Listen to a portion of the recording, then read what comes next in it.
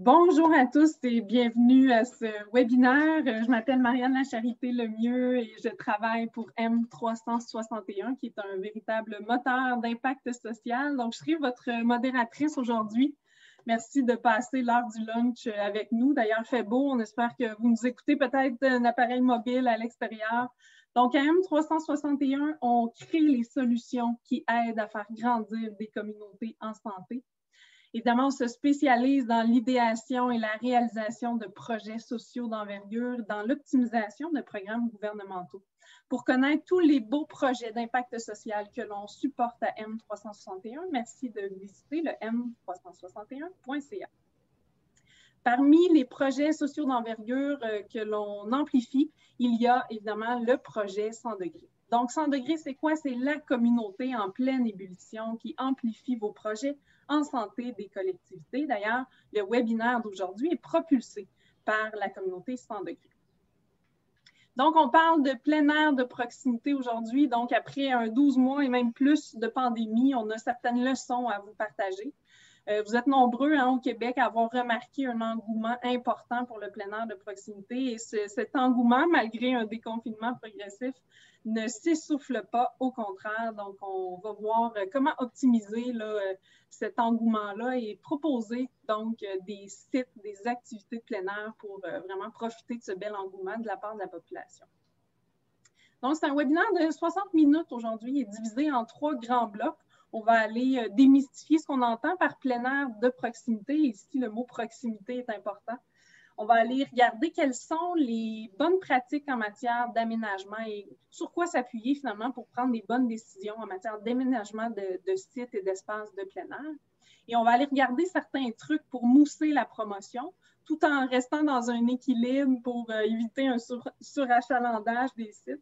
Donc, mousser la promotion auprès de notre population pour vraiment que les gens puissent profiter au maximum des espaces qui sont à proximité de leur domicile et de leur milieu de vie. Et je vous invite donc en continu à interagir avec moi. J'ai prévu donc des blocs, après chaque bloc, en fait, après ces 3 grands blocs-là, une période où on veut vraiment aller chercher vos questions et y répondre. Donc, avec les panélistes qui m'accompagnent aujourd'hui, on va vraiment prendre le temps de regarder ce qui vous préoccupe. Et si vous avez des questions, bien, merci de les partager en continu dans le clavardage. Vous connaissez les règles d'usage du Zoom après plusieurs mois en télétravail. Donc, je vous invite à converser avec nous en tout temps. Comme je vous dis, que ce soit de poser des questions ou nous partager même des sources d'inspiration. Ce webinaire sert aussi à ça. Donc, à l'intérieur des 2 petits outils en bas de votre écran, converser et également questions et réponses. Je vous invite à utiliser les 2 selon vos préférences personnelles. On ne lèvera pas la main aujourd'hui, étant donné que nous sommes trop nombreux et qu'il est normal que vous n'ayez pas accès d'ailleurs à votre micro ni à votre caméra. Je vous invite à modifier vos paramètres d'affichage tout en haut à droite de votre écran, encore une fois, selon vos préférences personnelles. Bonne nouvelle, il sera possible de visionner l'enregistrement de ce webinaire en différé. Donc, l'enregistrement sera envoyé tout de suite après l'activité d'aujourd'hui à tous ceux qui se sont inscrits aujourd'hui. Et nous vous enverrons également la présentation qui comporte d'ailleurs beaucoup plus d'informations que ce qu'on vous présente à l'écran. Donc, vous aurez là, une panoplie de ressources en matière d'aménagement, de promotion, programmes gouvernementaux. On vous envoie ça tout de suite après l'activité. Mais sans plus tarder, je vous présente notre première panéliste qui est Myriam Dauteuil. Elle a une très grande expertise en matière de plein air puisqu'elle est conseillère en développement régional au sport loisirs de l'île de Montréal. Bienvenue Myriam, merci d'être avec nous aujourd'hui. Merci, ça me fait plaisir. Je vous présente également François Bélanger, qui est chargé de projet plein air et il a une vaste expertise, particulièrement pour ce qui est du plein air en milieu plus rural ou en région éloignée, puisqu'il est au sport loisirs Gaspésie et de la Madeleine. Bienvenue François, merci d'être avec nous aujourd'hui. Bonjour tout le monde, très content d'être avec vous aujourd'hui. Donc, pour se réchauffer un petit peu, 2 petits sondages pour vous. On veut savoir, donc évidemment, on a certains trucs et astuces à vous proposer, à la fois pour le milieu rural, mais également pour le milieu urbain. On a 2 spécialistes en la matière des 2 côtés. Donc, on veut savoir un petit peu la répartition de la participation aujourd'hui. De quel milieu provenez-vous? Est-ce que c'est un milieu plus faiblement peuplé? Ou c'est un milieu plus densément peuplé? On veut juste avoir un aperçu de la répartition de votre milieu où vous travaillez principalement, à promouvoir et à favoriser le plein air de proximité. Donc, je vois que vous répondez en grand nombre. Il semble y avoir une légère proportion plus forte, en fait, pour le milieu urbain. Donc, je vous partage les résultats. On est en plus grand nombre aujourd'hui à provenir de milieux plus hauts et plus peuplés, donc avec une plus forte densité de population. Je vous en propose un autre sondage, un deuxième. Cette fois-ci, on veut connaître vos préoccupations. Donc, qu'est-ce qui constitue un enjeu pour vous en matière de plein air de proximité? Qu'est-ce qui pourrait potentiellement vous empêcher de dormir la nuit? Il se peut qu'aucun de ces choix de réponse représente une de vos préoccupations ou de vos enjeux, puis c'est bien correct. Il y a le choix autre. Alors, précisez-nous au clavardage, qu'est-ce qui vous préoccupe actuellement en matière de plein air de proximité, que ce soit l'animation, la promotion, l'aménagement de nouveaux espaces, la communication, est-ce qu'on veut rendre attractifs les sites qui sont déjà existants? Donc, partagez-nous ce qui vous préoccupe actuellement. Puis nous, on va essayer de mettre l'emphase plus particulièrement sur certaines parties de notre contenu pour vraiment se coller à vos préoccupations. Pendant que les personnes répondent, j'en profite pour vous remercier d'ailleurs de nous avoir partagé des questions lorsque vous vous êtes inscrits à ce webinaire. Et nous, on les a pris, vos questions, et on a construit notre webinaire autour de vos préoccupations. Donc, merci d'avoir participé à ce niveau-là. Donc, encore 2-3 secondes pour répondre. On voit qu'à l'approche de la période estivale, je vous partage les résultats. Donc, évidemment, tout ce qui est gestion de l'engouement qui est grandissant, la gestion de l'achalandage, c'est quelque chose qui vous préoccupe. On a des petits trucs pour vous là-dessus. L'investissement dans de nouveaux aménagements, également promotion et communication, ça tombe bien, on a un bloc au complet là-dessus. Donc, chers panélistes, je vous invite à considérer ces préoccupations dans les conseils que vous émettrez. Et là-dessus, sans plus tarder, je vous laisse aller sur ce premier bloc. Et puis, je reviens, moi, à l'occasion pour acheminer des questions, vous acheminer des questions. Et donc, je vous lis, j'ai les yeux rivés sur le clavardage. À vous. Merci, Marianne. Donc, on va débuter par humblement et rapidement baliser c'est quoi du plein air de proximité. Donc, le plein air de proximité, ça ne date pas d'hier. Là, on va regarder ensemble des petites scènes montréalaises de 1961 qui sont tirées des archives de Radio-Canada.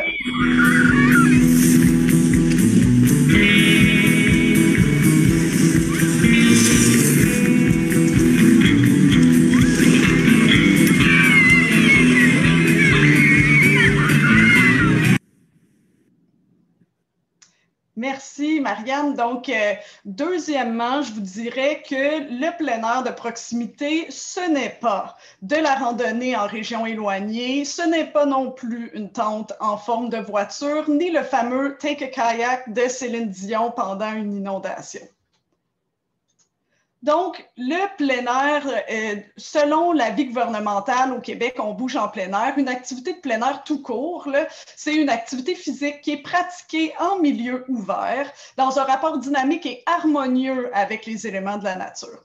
Donc, plus précisément, le plein air de proximité, c'est quoi? Les éléments clés à retenir. Donc, c'est un site qui est à courte distance de la maison. Il va être au cœur des milieux de vie, très accessible. Ça doit s'intégrer facilement dans la routine, au quotidien. On veut une pratique qui est autonome de la part des citoyens. Ça permet aussi d'augmenter la fréquence de la pratique en étant près de nos milieux de vie, d'adopter des saines habitudes de vie. Puis comme on le voit là, c'est quelque chose qui se pratique en toute saison. Ça va également être la porte d'entrée des pratiquants dans le fameux continuum du plein air dont François va vous parler un petit peu plus tard. Puis, on a également, ça permet aussi à nos accros du plein air d'avoir leur dose quotidienne entre deux sorties en pleine nature. Bon, on a expérimenté un gros engouement pour le plein air pendant la pandémie qu'on vit maintenant depuis plus d'1 an. Il y a une raison bien simple à ça, c'est que on peut voir une adéquation très claire entre les motivations qui poussent à faire du plein air et les mesures sanitaires qui ont été mises en place. Le plein air se pratique de façon souvent autonome, libre, qui implique le grand air, une distance, toutes des mesures qui étaient proposées là, dans les mesures sanitaires et la distanciation. La pandémie a créé une accélération d'un mouvement qui était déjà commencé. Ce mouvement-là, on le voit, là, nous qui travaillons dans le milieu du plein air, que ce soit à Montréal, Myriam le voit, mais on le voyait aussi en milieu rural comme chez nous en Gaspésie. Il y a un engouement qui avait commencé avant la pandémie pour le plein air. Et c'est de plus en plus évident que cet engouement-là va se poursuivre. Ce n'est pas un mouvement qui a été créé par la pandémie. La pandémie est venue mettre en lumière un mouvement qui était déjà commencé et qui va se poursuivre. Pour comprendre cet engouement-là, puis pour comprendre ce développement-là de cette nouvelle activité, revenons aux premières motivations qui incitent au plein air. En fait, tout le monde le sait, c'est bon pour la santé, hein, parce qu'on se dit qu'être actif physiquement, c'est bon pour la santé. Mais en plein air, c'est encore plus vrai parce qu'en plus d'être actif physiquement, nous sommes en contact avec la nature. Donc, l'activité physique est multipliée par le contact avec la nature qui permet un peu de décrocher notre hamster, d'être en un état second. C'est pour ça qu'on dit que l'activité physique en plein air, là, c'est faire de l'activité physique au carré. C'est vraiment, vraiment bon. Maintenant, laissez-moi vous parler du continuum de plein air. Le continuum de plein air, c'est un principe qui explique un peu, dans lequel on peut voir la pratique. Quand on pense aux activités de plein air, souvent l'image qu'on a, là, c'est quelqu'un là, qui se prépare à atteindre le sommet d'une montagne dans la grande nature, un exploit, un athlète réalisant un exploit en pleine nature. Ça, là, mais ça, c'est le haut du continuum. C'est ce que vous voyez en haut de la pyramide, la pleine nature. C'est des activités occasionnelles qu'on va réaliser souvent avec beaucoup de préparation. C'est un peu au sommet de la pratique. En bas de la pyramide, complètement, on a les quartiers et la pratique de plein air de proximité. La pratique de plein air de proximité, elle permet d'inclure toutes sortes de pratiques, des rythmes et des niveaux de compétences différents. Ça permet, c'est le lieu d'entrée dans le continuum de plein air. Il permet à des gens qui ne pratiquent pas de faire la découverte du plein air par une première expérience positive. Par la suite, les gens vont progresser, vont s'élever tranquillement dans le continuum et vont chercher à acquérir des habiletés, développer des habiletés et acquérir des habiletés pour progresser dans leur pratique. Je vous rappelle que de façon générale, la pratique du plein air, c'est une activité libre et chacun va à son propre rythme. Donc, la progression d'un peut être différente de l'autre et c'est une des raisons du grand engouement de la pratique pour le plein air. Du fait de la pratique libre, elle est accessible et on peut l'adapter à chacun, ce qui correspond à beaucoup de gens qui ne se sentent pas rejoints par l'aspect compétitif qui est parfois présenté dans les sports. Donc, voilà. Peut-être qu'en terminant, je pense que Myriam va vous parler un peu là, de l'aménagement des lieux de plein air. Oui, ici, là, on a vraiment un exemple concret du continuum dont François parle, mais adapté au concept urbain. Donc, il ne faut vraiment pas sous-estimer le potentiel qu'il y a en ville. Par exemple, juste ici à Montréal, on peut faire du ski de fond, de la raquette, de la randonnée pédestre, du fat bike, de la spéléologie, de l'escalade de glace, du rafting, du surf, de la course d'orientation, de la slackline, de la glissade, du patin, puis alouette. Donc, la pandémie a vraiment créé un engouement, comme François en a parlé. On peut dire qu'on a atteint un point de bascule, que le plein air, c'est maintenant populaire. Puis les chiffres parlent vraiment d'eux-mêmes. À la CEPAC, ils ont enregistré une hausse de 14 % de leur achalandage estival dans les parcs nationaux. panneaux. Puis les parcs nature de la Ville de Montréal sont équipés de compteurs électroniques qui permettent de comparer à périodes similaires. Puis on a réalisé qu'il y avait une hausse de fréquentation de 64 % en 2020 par rapport à l'année précédente. Donc, quand on dit popularité du plein air de proximité, je pense que c'en est la preuve.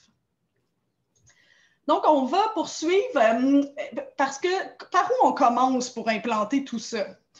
Alors, on a aujourd'hui 3 conseils pour vous. Puis, dans ces 3 conseils-là, en lien avec l'aménagement, donc le premier de nos conseils, c'est vraiment l'accessibilité, d'être près de nos milieux. Près de nos milieux de vie.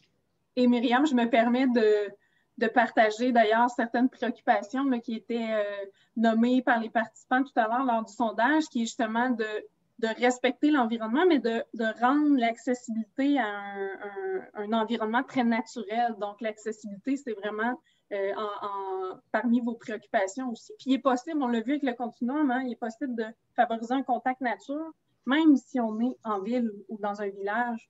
Donc, ça fait vraiment partie de ce qu'on s'apprête à vous présenter.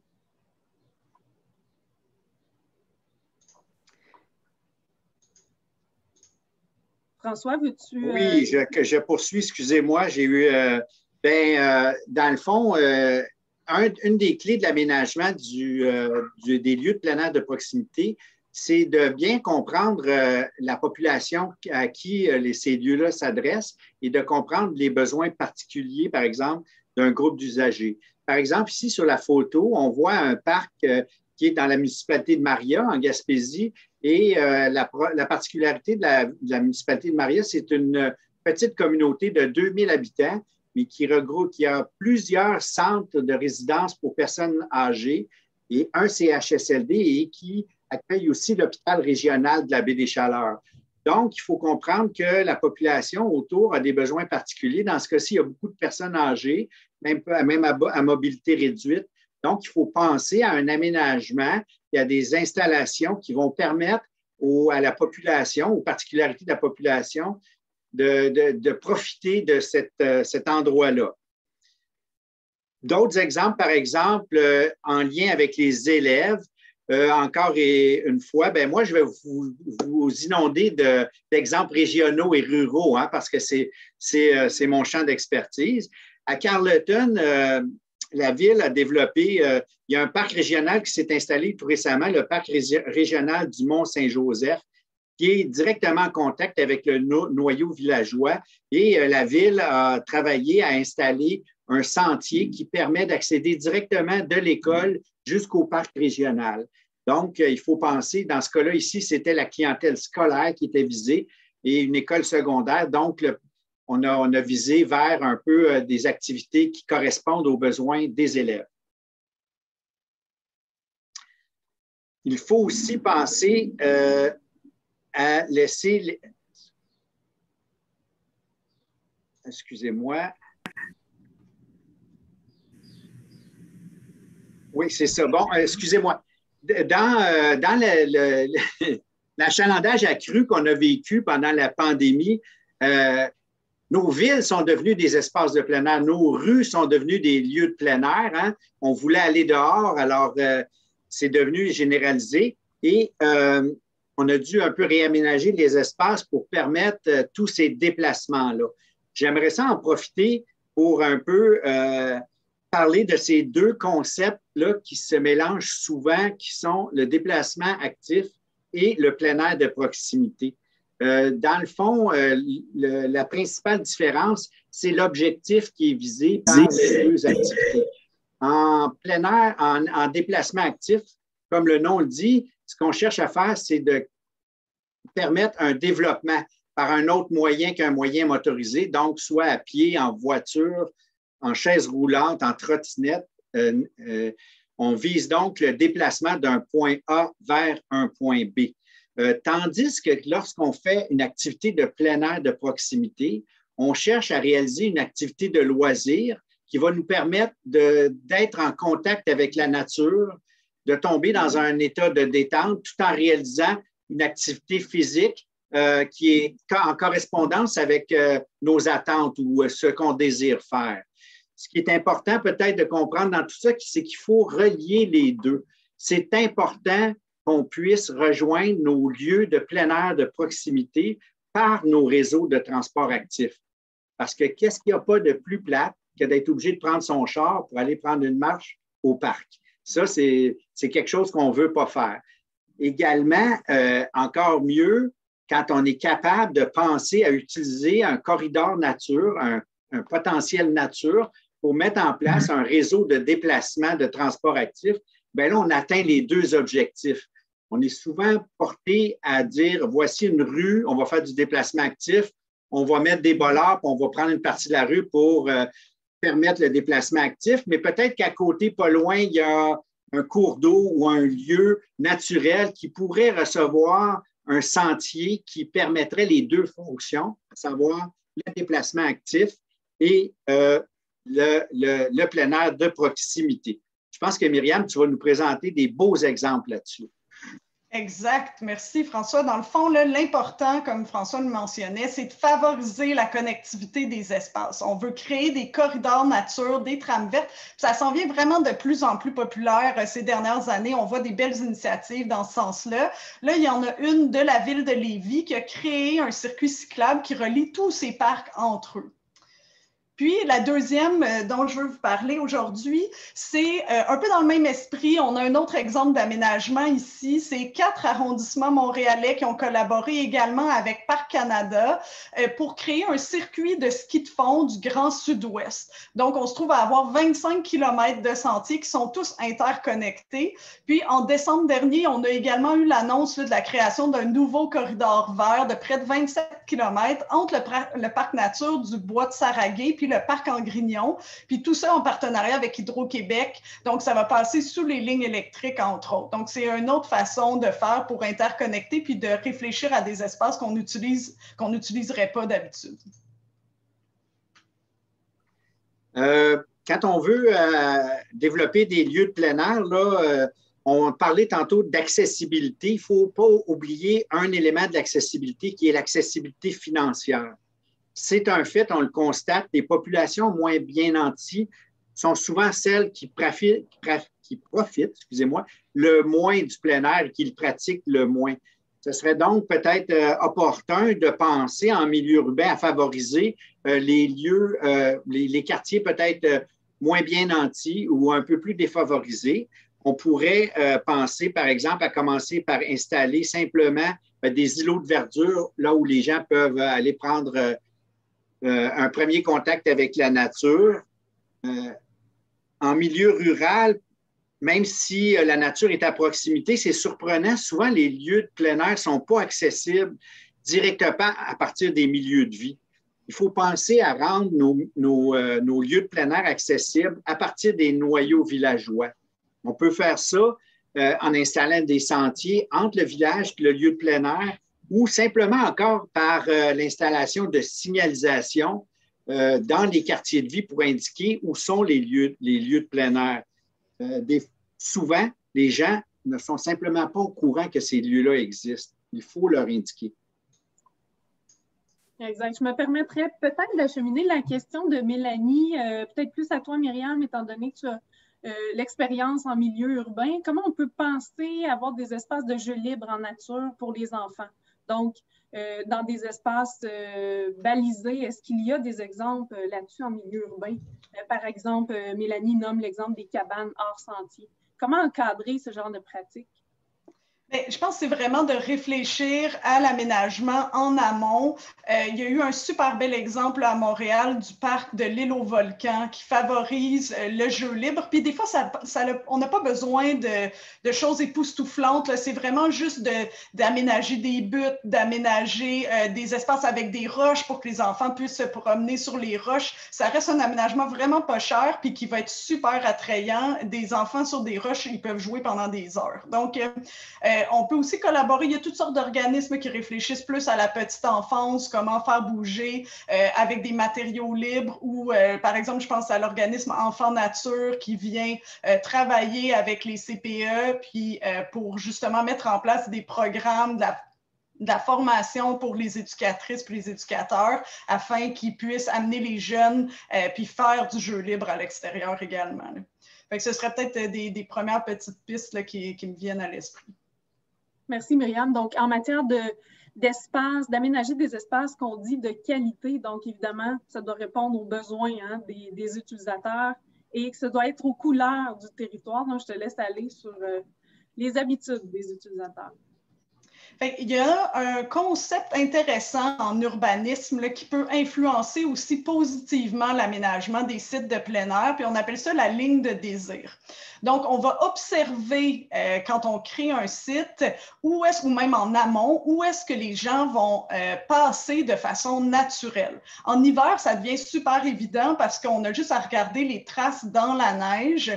Donc, suite à ça, on est capable d'adapter ce concept-là au plein air. On peut réfléchir, on va regarder qu'est-ce qu'ils font les usagers, par où ils passent, c'est quoi les activités qu'ils pratiquent. Donc, en ski, en vélo de montagne, à pied, c'est quoi les sentiers qui se créent. Donc, par la suite, on va aménager en conséquence, soit pour répondre aux besoins des usagers ou soit en s'assurant de mettre en place des mesures pour freiner la dégradation des espaces naturels si ce n'est pas possible de passer là à long terme. Fait que ça, c'est un petit truc. Puis, sinon, je vais laisser la parole à François. Merci, Myriam. Bien, effectivement, il faut tenir compte d'où les gens passent et aussi de quelles activités qui ont lieu sur le territoire. Il faut réfléchir quelles sont les pratiques les plus courantes autour de nous parce qu'il faut penser quand on installe une pratique de plein air, quand on favorise le développement d'une pratique de plein air, les pratiquants ils vont vouloir évoluer dans leur pratique. Alors, si on fait une activité d'initiation, c'est bien que cette activité-là mène à un ensemble d'activités à un niveau plus avancé, plus technique pour que les gens puissent évoluer. Par exemple, en Haute-Gaspésie, chez nous, il y a de nombreuses parois de glace qui incitent au développement de parois de glace artificielles pour l'initiation à cette discipline. Ce qu'on voit là à l'écran actuellement, c'est 2 parois artificielles qui ont été construites dans le stationnement du Cégep de la Gaspésie et des Îles, notamment pour aider à la formation des guides en tourisme d'aventure, mais aussi en respect avec la couleur du territoire.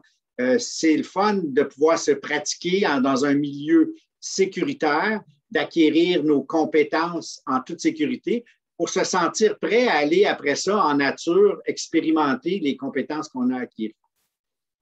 Dans un autre ordre d'idée, par exemple, à la Fondation de la Forêt Boucher, ils développent des activités éducatives avec les enfants sur un refuge naturel à proximité. Ici, chez nous en Gaspésie, par exemple, bien, en fait, là, ce que je voulais vous dire, c'est qu'il faut non seulement il faut tenir compte des activités du territoire, mais il faut aussi tenir compte des organismes qui œuvrent sur le territoire. Fait que, je reviens à la Fondation Boucher en Outaouais qui développe des activités éducatives ou encore chez nous, en Gaspésie, l'organisme Conservation de la Nature Canada qui protège et rend accessibles des milieux naturels fragiles. C'est important d'identifier les organisations qui sont sur votre territoire, qui œuvrent sur votre territoire, de les consulter, de les impliquer. Ils vont devenir des complices et des acteurs importants du développement du plein air.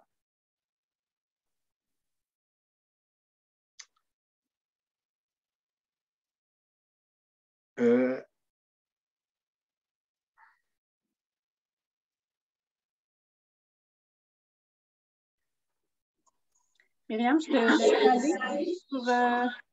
oui, c'est ça. Excusez, mon micro était fermé, je suis vraiment désolée. Donc, je veux rapidement là, vous amener sur les structures administratives plutôt que les structures physiques, parce qu'elles peuvent jouer un grand rôle dans la qualité des aménagements. Donc, historiquement, les municipalités ont investi massivement dans la construction puis dans le maintien d'arénas puis de piscines. Puis croyez-moi, là, il en faut. Hein? C'est pas loin de moi l'idée de vouloir désinvestir dans ces milieux-là. Mais parallèlement, ce que je veux amener, c'est l'aménagement puis l'entretien des sentiers repose vraiment beaucoup sur les épaules de bénévoles puis des clubs de plein air. Pourtant, on s'entend que c'est beaucoup moins dispendieux d'aménager puis d'entretenir des sentiers.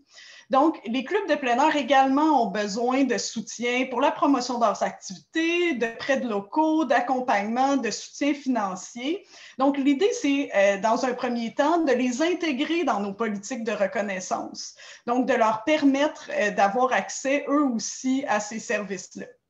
Ensuite de ça, je vous donne un exemple. Là, il y a une municipalité avec qui on collabore qui souhaitait organiser une activité de camping, puis qui a sélectionné un organisme avec qui elle fait affaire habituellement, puis qui est reconnu donc pour coordonner des projets, qui fait partie de leur politique de reconnaissance. Puis l'organisme, en plein cours de projet, a fini par avouer de dire, ben moi, j'ai pas cette expertise-là de pouvoir organiser des nuitées de camping. Donc, c'est vraiment d'aller chercher l'expertise où elle se trouve. Et n'oubliez pas, c'est sûr qu'il y en a dans les différentes régions du Québec. Si jamais vous ne savez pas lesquels, où les trouver, qui ils sont, n'hésitez pas à faire appel à votre unité régionale de loisirs et sports ou aux fédérations de plein air qui vont pouvoir vous identifier les clubs dans votre région. Ensuite de ça, au niveau des plans directeurs, des plans d'aménagement, des plans d'entretien, il y a possibilité de faire des liens avec le plein air également. Je vous donne un exemple. Là, dernièrement, il y a le plan du climat qui est sorti de la Ville de Montréal. Puis, un des objectifs du plan, c'est de développer un attachement à la nature chez les jeunes pour qu'éventuellement, ils la protègent davantage. Donc, un des projets qui a été réfléchi en lien avec le plan du climat, c'est de faire du prêt d'équipement dans les parcs pour les adolescents, jumelé avec de l'animation. Donc, ça ne prend pas nécessairement un plan en loisirs et sports pour pouvoir développer du plein air. Également, la notion des règlements. Donc, parfois, il faut adapter les règlements pour permettre la pratique du plein air. Là, je vous donnais l'exemple tantôt du camping. Ça, c'est évident. Des fois, nos parcs sont fermés le soir. Il faut demander des dérogations et autres. Un autre exemple au niveau de la slackline. Donc, souvent, c'est interdit d'accrocher des slacklines aux arbres. Et ce qu'il nous faut, c'est de juste peut-être créer un lieu où c'est permis avec des conseils sur comment accrocher sans abîmer les arbres plutôt que simplement interdire la pratique.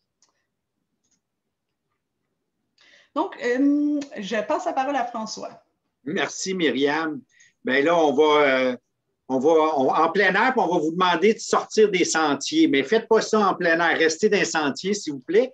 Mais pour penser à être innovant dans l'aménagement de nos lieux de plein air, il faut peut-être penser à sortir des sentiers battus. En fait, quelques pistes que je pourrais vous donner, je vous en ai parlé précédemment. Cherchez à utiliser le potentiel nature de votre territoire qui se retrouve à l'intérieur de vos milieux, à l'intérieur du noyau villageois. Est-ce qu'il y a un cours d'eau qui passe et qui n'a pas été aménagé? Est-ce que vous avez une plage qui est à proximité ou qui borde votre municipalité? Est-ce qu'il y a une paroi d'escalade qui est accessible? Pensez à développer autour de ça. C'est possible aussi, puis Myriam va nous donner des très bons exemples tantôt, d'insérer des objets ou des structures artificielles qui favorisent l'initiation. Quand on pense plein air, des fois, il faut mettre un peu de béton pour permettre d'accéder à des compétences. Ce n'est pas incompatible du tout, loin de là. On peut aussi penser à créer des installations éphémères ou des utilisations alternatives, comme par exemple d'utiliser un terrain de baseball pour faire une piste de ski de fond l'hiver. Puis aussi, on peut utiliser des terrains vagues pour créer des petits îlots d'espace vert. Alors, Myriam, je t'invite à nous présenter tes exemples. Oui, merci François. Donc, ici, on a un exemple au stade olympique. On ne peut pas être dans un milieu plus urbain.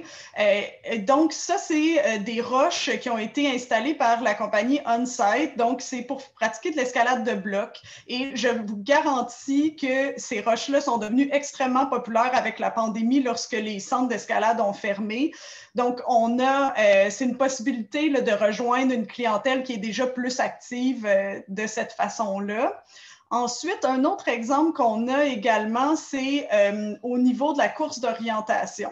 Donc, au niveau de la course d'orientation, c'est un aménagement qui est peu dispendieux puis qui nécessite des aménagements qui sont très légers. Là, vous pouvez voir un exemple sur la photo de gauche. Puis, sur la photo de droite, j'en parlais tantôt, il y a une photo de slackline. Donc, on est ici plus dans des disciplines émergentes ou qui sont parfois un peu moins connues. Ensuite, il faut aussi réfléchir à l'aspect hivernal. Donc, on peut très bien aménager pour l'hiver également. Ici, on a un exemple du parc Grove Hill qui a une programmation hivernale. Puis, évidemment, là, pour connaître les recommandations en termes d'aménagement d'infrastructures de plein air, là, je vous invite à consulter un guide sur Internet qui est le guide sport-loisirs de l'Association québécoise du loisir municipal. Donc, le réseau des unités régionales de loisirs et sport, là, on a recensé 47 guides d'aménagement, puis on les a répertoriés sur ce site-là. Donc, vous pouvez avoir accès gratuitement à de l'information qui avant était éparpillée sur plein de sites, qui est maintenant toute recensée au même endroit. Merci Myriam et François. Donc, je nous permettrai un premier bloc de questions. J'en achemine une, tiens, que l'on a reçue d'avance. On verra quelques stratégies plus loin dans le bloc promotion. Mais on imagine, par exemple, qu'il y a des personnes qui ne savent pas trop quoi faire lorsqu'ils sont dehors, ils arrivent à un espace aménagé pour le plein air. Ce serait quoi les stratégies? Donc, oui, il y a de l'aménagement, mais quelles sont les autres stratégies pour inviter ces gens-là à participer aux activités, à découvrir les infrastructures qui sont tout autour d'eux? Donc, des gens qui sont plus ou moins habitués finalement. Comment on fait pour les embarquer dans cette pratique-là et les intéresser? Bien, dans un premier temps, là, il y a un élément qui est très simple et puis qui est souvent sous-estimé, c'est que les parcs parfois vont être grands, puis les gens ne sauront pas nécessairement où se trouvent les aménagements. Donc déjà d'avoir de l'affichage aux entrées des parcs pour pouvoir dire que ce soit, bon là on parle d'un affichage physique, mais on pourrait très bien aussi avoir un affichage virtuel sur lequel on pourrait voir, OK, dans les parcs de ma région, où sont les infrastructures, peut-être même avoir des images, de peut-être indiquer s'il y a de l'équipement qui est prêté ou pas. Donc, de cette façon-là, les gens peuvent planifier d'avance, aller explorer. Parce que souvent, ce qu'on va faire, c'est qu'on va y aller une première fois, on va faire « Ah, OK, c'est là que ça se passe, j'aurais besoin d'apporter ça. Est-ce qu'il y a un chalet de parc ou pas pour pouvoir mettre mes patins, mes skis de fond? Est-ce qu'il faut que j'ai déjà farté mes skis d'avance? » Donc, c'est plein, juste déjà de signaler où sont les équipements, les infrastructures. Je pense que c'est une première étape. Je me permettrais peut-être d'ajouter, si tu le permets, Marianne, oui. La question a soulevé un élément très intéressant, c'est qu'il y a différentes clientèles qui vont vouloir faire du plein air. Puis là, la question soulevait la pratique de gens qui ont peu d'expérience ou qui désirent commencer la pratique, donc vraiment qui sont au bas du continuum.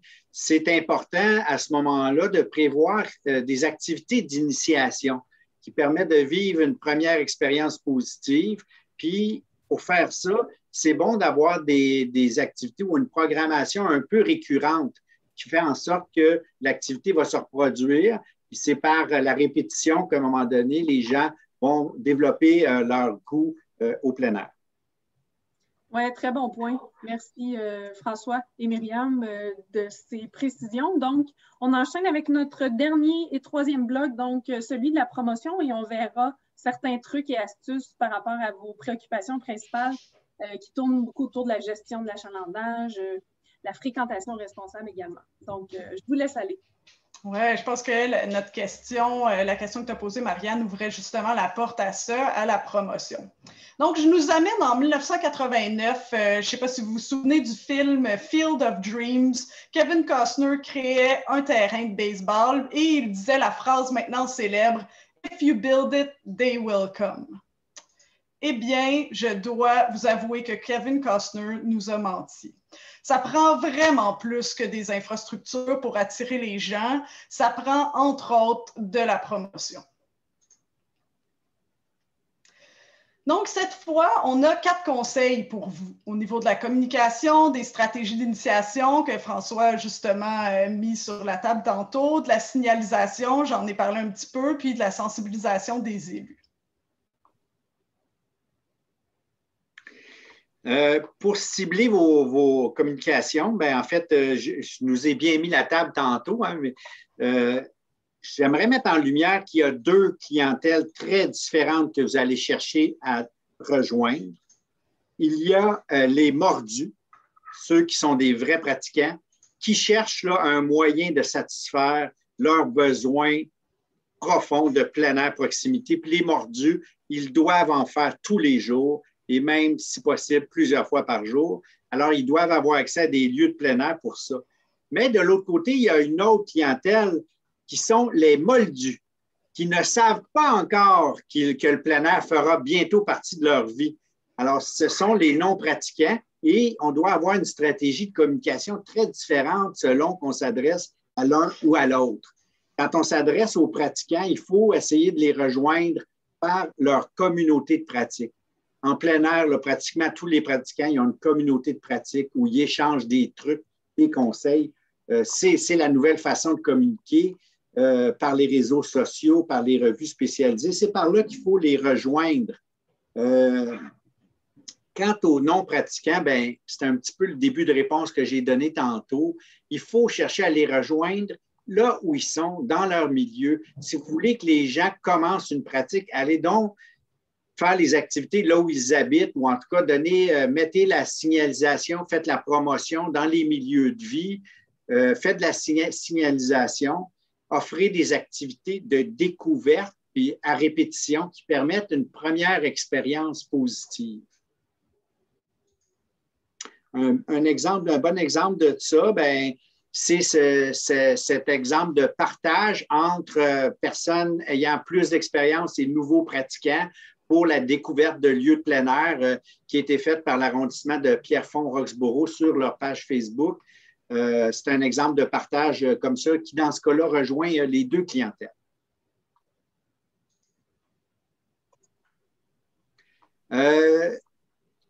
On en a parlé tantôt, les stratégies d'initiation. Bien, à la base de la pyramide, on veut aller recruter des gens qui ne participent pas et qui vont devenir des pratiquants. Il faut, je l'ai dit, faire des animations récurrentes. Si on fait un festival, c'est une fois, puis il n'y a plus rien après. C'est pas ça accroche pas autant les gens que si on offre, par exemple, une animation récurrente. Là, ici, ça, c'est dans un tout petit village de Hopetown, en Gaspésie, où la municipalité a organisé de façon récurrente, à toutes les semaines, sur une période de quelques mois, une pratique, une initiation, puis un développement de la pratique de la marche hivernale. Donc, les gens peuvent s'adonner et parfois, même si on manqué une pratique, ils peuvent prendre la suivante, ainsi de suite. Donc, pensez récurrence. Également, un autre élément important, il faut utiliser la beauté de la nature pour permettre l'émerveillement, excusez-moi. Comme ici, dans la forêt bouchée qu'on a cité tantôt, là, ce magnifique rond de champignons-là, il suscite l'émerveillement, puis les jeunes qui sont là, ça leur permet de se déconnecter pendant un instant. Là, ils oublient là, leur Nintendo Switch et leur Game Fortnite, puis toutes ces choses-là qui les occupent quand l'esprit les pousse. Fait que, dans le fond, pour favoriser ce genre de découverte-là, soit par la contemplation, l'émerveillement et la répétition. Myriam, avant de te laisser aller à la prochaine, je réitère la question de Mélanie tout à l'heure qui nous a précisé, donc, pour ce type d'exemple-là que François vient de nous parler, en milieu urbain, est-ce possible de favoriser le contact avec la nature dans des espaces un peu plus, des mini-forêts ou des espaces un petit peu plus naturels? Comment éviter les débordements et s'assurer que ce type de contact ou que, par exemple, ça peut être du jeu libre, ne s'étende pas à la grandeur de la forêt? Donc, un peu aurais-tu des trucs par rapport à l'encadrement de ce type de pratique, mais en milieu urbain?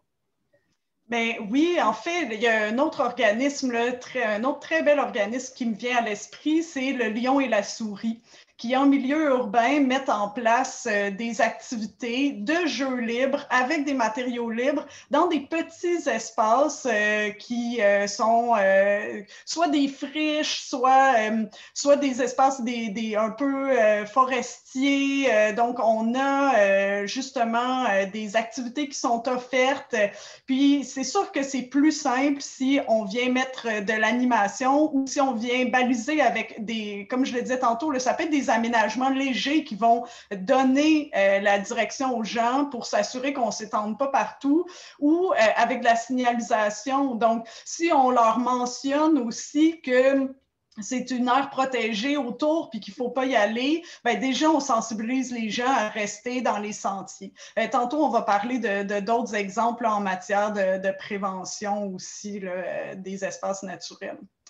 Ici, là, on a un exemple qui est intéressant pour tester l'intérêt pour des nouvelles activités. Donc, on peut privilégier les approches participatives. Puis ça aussi, ça s'en vient de plus en plus populaire. Ça permet en même temps de promouvoir les activités à venir dans notre quartier, notre arrondissement, notre ville. Donc, on peut prendre le pouls des intérêts des citoyens. Ici, c'est l'exemple d'un budget participatif à Ahuntsic Quartier-Ville où l'arrondissement a proposé des activités, puis les citoyens ont voté pour sélectionner les activités à mettre en place. Puis, devinez quoi? Bien, les gens ont voté massivement pour des activités de plein air.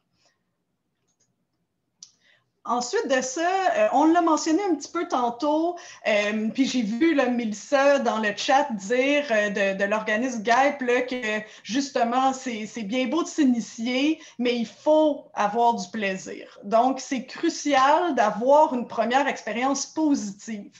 Qui a mis des skis de fond la première fois dans ses pieds dans sa vie n'a reçu aucune explication de comment faire du ski puis a eu du plaisir. Ça se peut si vous êtes un expert du premier coup, beginner's luck, mais il y a tellement d'éléments à prendre en considération. Comment se relever quand on tombe? C'est quoi le concept de la glisse? Comment farter ses skis? Donc, c'est important de transmettre. Il ne faut pas seulement des infrastructures, mais il faut également offrir de l'animation d'activités, des activités d'initiation, des ateliers, des cours. Puis François le mentionnait, c'est l'importance de la fréquence. Donc, on veut aussi, puis tout ça, là, on voit sur les photos un exemple en contexte urbain où l'initiation va peut-être être davantage sur du béton. Ça va nous permettre de développer nos habiletés de base. Mais si on a du plaisir, ça va amener éventuellement les usagers à aller vers des lieux de plus grande nature, vers un changement de pratique. Un autre exemple, c'est d'apprendre à esquimoter son kayak en piscine extérieure pour ensuite aller mettre ses habiletés en pratique sur une rivière. Donc ici, dans le même esprit, on a le pump track de la ville de Waterloo. On est sur de l'asphalte, mais on va amener les gens à pratiquer du vélo de montagne éventuellement vers le sentier. Un autre élément crucial aussi là, à l'accessibilité, un autre environnement favorable à la pratique, c'est l'accessibilité au matériel pour s'initier. Donc, l'équipement de plein air, ça peut être dispendieux. Les enfants grandissent vite. Donc, le prêt d'équipement permet d'équiper la famille. Et aussi, justement, François le mentionnait tantôt, là, la notion de famille à revenus modiques, c'est très dispendieux de s'acheter de l'équipement de plein air. Donc, ça permet également là, de tester l'activité avant de faire l'achat. Est-ce que j'aime ça ou j'investis tout de suite dans un stand-up paddleboard à 1000 $? Donc, ça permet aussi aux personnes en appartement qui ont peu d'espace pour ranger leur matériel de pouvoir avoir accès à de l'équipement. Et c'est également plus écologique de cette idée de mise en commun des biens. Donc, on le sait, en ce moment, il y a des ruptures d'inventaire. C'est difficile de s'approvisionner, mais c'est une raison de plus pour prêter de l'équipement plutôt que chaque citoyen s'achète un kayak. Donc, aussi, pour savoir comment créer un centre de prêt d'équipement de plein air, on a lancé dernièrement un tout nouveau guide intitulé « Prêt pour l'aventure » qui vous explique pas à pas comment procéder pour créer un centre de prêt. En lien avec la pandémie, ça reste très important de mettre en place des mesures de désinfection ou de quarantaine. Puis à ce niveau-là, les fédérations de plein air ont ont émis des recommandations, donc vous allez pouvoir avoir accès à ça sur leur site Internet. Et on arrive à la signalisation au niveau de la promotion. Donc, on l'a vu, avec la COVID, les municipalités ont mis en place rapidement de la signalisation. Tout le monde est devenu très bon à nous indiquer ce qu'il fallait faire. Donc, gardons ces bonnes pratiques-là et adaptons-les au reste du temps. Donc, bien que le plein air se pratique relativement facilement en contexte de pandémie, il y a quand même des adaptations à apporter. Donc, il faut faire la promotion des sites moins fréquentés plutôt que nos valeurs sûres. Il faut aussi inclure de la signalisation sur la COVID dans nos espaces de plein air également. Donc, on a également toutes sortes d'affiches, des exemples cocasses ou plus sérieuses au niveau du sens à adopter pour la circulation, sur les sentiers ou au niveau des distances, ou un exemple au niveau de bulles à New York, Toronto, puis dans plein de villes qui ont été faites. Un autre aspect qui est vraiment important, puis qu'on a mentionné tantôt également, toute la préoccupation sur l'impact environnemental qu'un plus grand achalandage peut avoir sur nos lieux de pratique, sur l'environnement. Donc, l'engouement pour le plein air a amené son lot de nouveaux pratiquants qui sont parfois moins sensibles à l'impact, moins conscients de l'impact qu'ils peuvent avoir. Centras Canada, qui est un organisme qui fait justement la promotion et offre de la formation à propos de l'éthique en plein air, qui est composé de 7 principes qui touchent, par exemple, comment faire pour se déplacer sur des surfaces durables, comment bien gérer ses déchets, le fait de ne pas nourrir les animaux, etc. Et on a une affiche qui a été créée pour signaler les bons comportements à adopter pour réduire son impact, là. Donc, on a aussi un exemple un petit peu cocasse là, sur le fait de ne pas nourrir la faune, la flore. Pas la flore, on ne nourrit pas la flore, là, à moins de leur donner de l'engrais.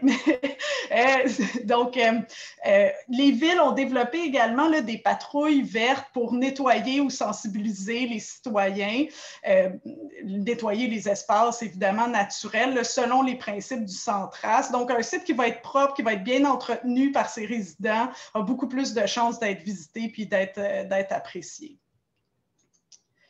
Un autre élément là, qui est vraiment important puis que la pandémie a mis en lumière, c'est aussi la fréquentation responsable des sites de plein air de proximité. Donc, comme je le disais tantôt, autant les néophytes ou nos moldus, comme dit François, sont pas toujours conscients de l'impact environnemental, mais ils sont également pas toujours conscients des risques qui sont associés à la pratique de l'activité de plein air.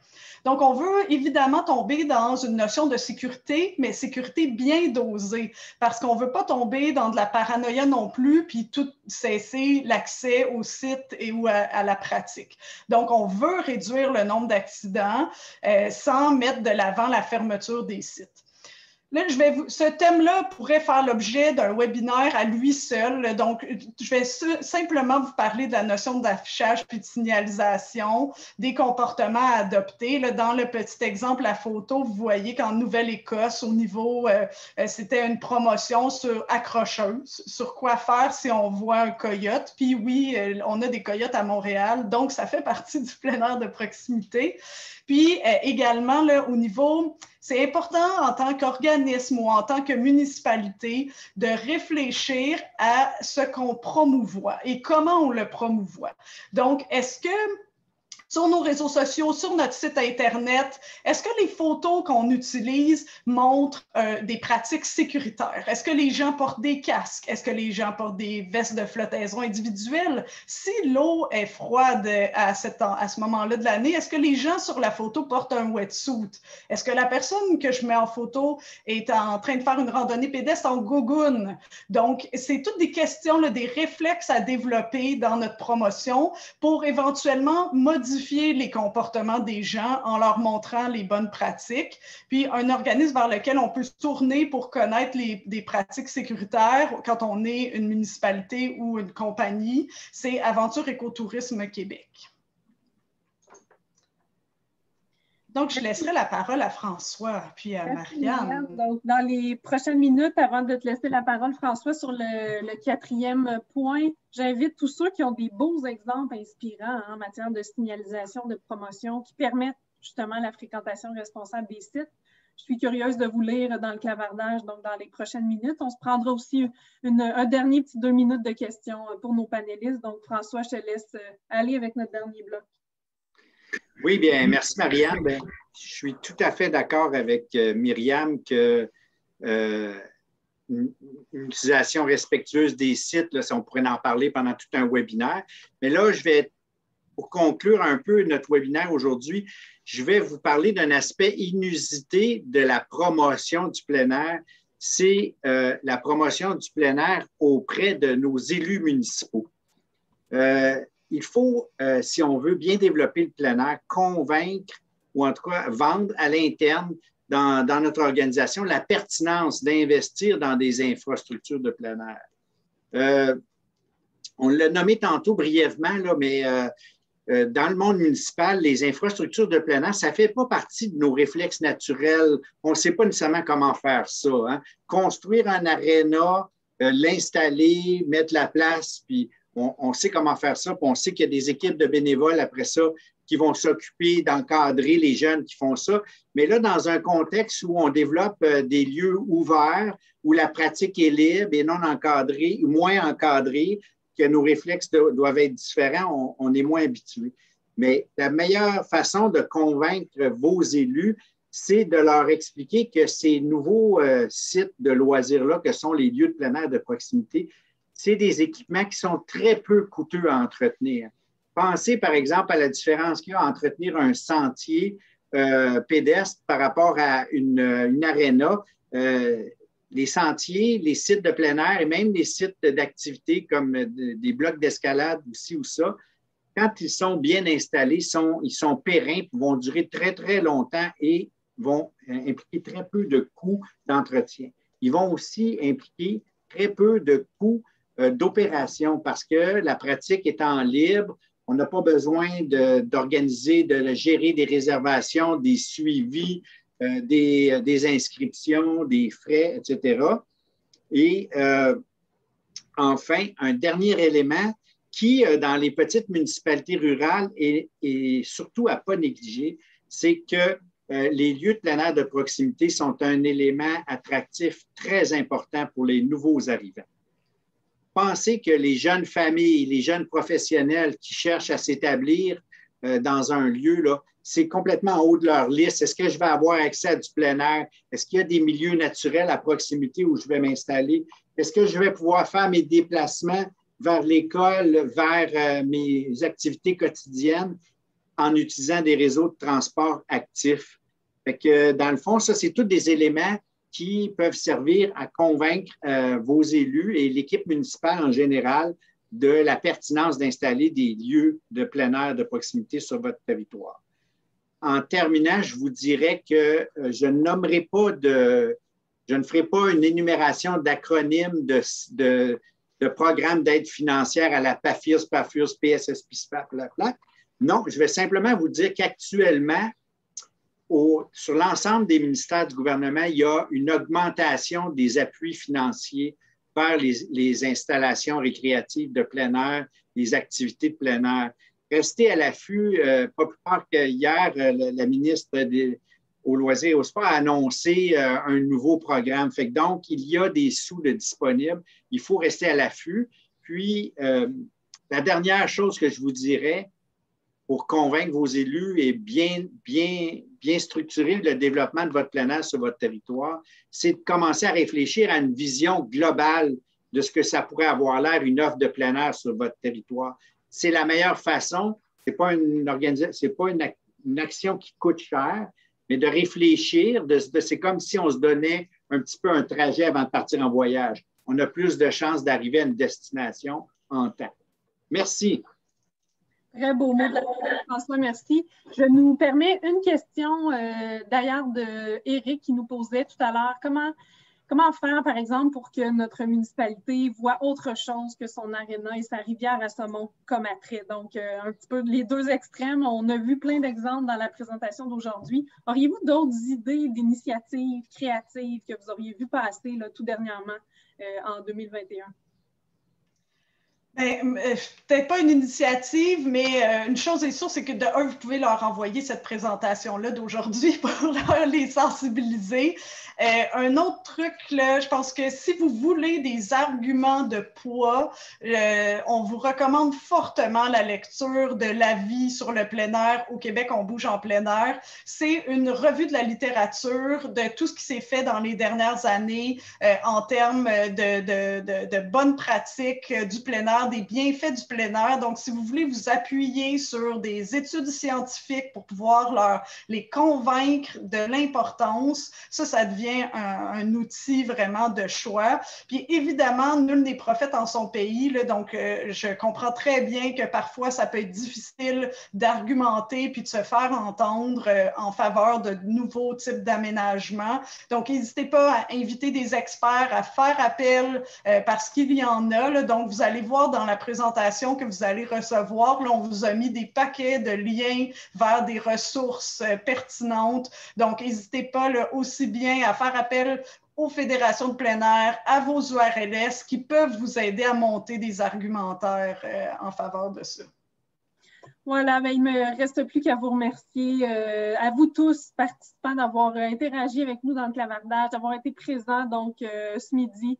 Et un grand merci à Myriam et François pour toutes ces belles pistes d'action très inspirantes. Je vous invite à ne rien manquer de nos prochaines activités en vous abonnant à notre infolette. Donc, l'adresse est à l'écran, c'est au apprendre.100degrés.ca que ça se passe. Je vous donne rendez-vous donc pour notre prochain webinaire. Le 10 juin, on parlera exclusivement de la gestion de l'achalandage. Donc, vous êtes nombreux là, à vouloir des trucs sur comment on signalise par rapport à la fréquentation responsable des sites, la gestion des flux d'achalandage. Donc, ne manquez pas cette prochaine activité. Le lien pour vous inscrire vous sera envoyé donc dans l'envoi cet après-midi. Également, il y aura la présentation d'aujourd'hui et le lien pour visionner le webinaire en différé. Donc, je vous remercie à tous. Je vous laisse aller. Je vous souhaite à tous un très bon après-midi et au plaisir de vous retrouver pour une prochaine activité. Merci.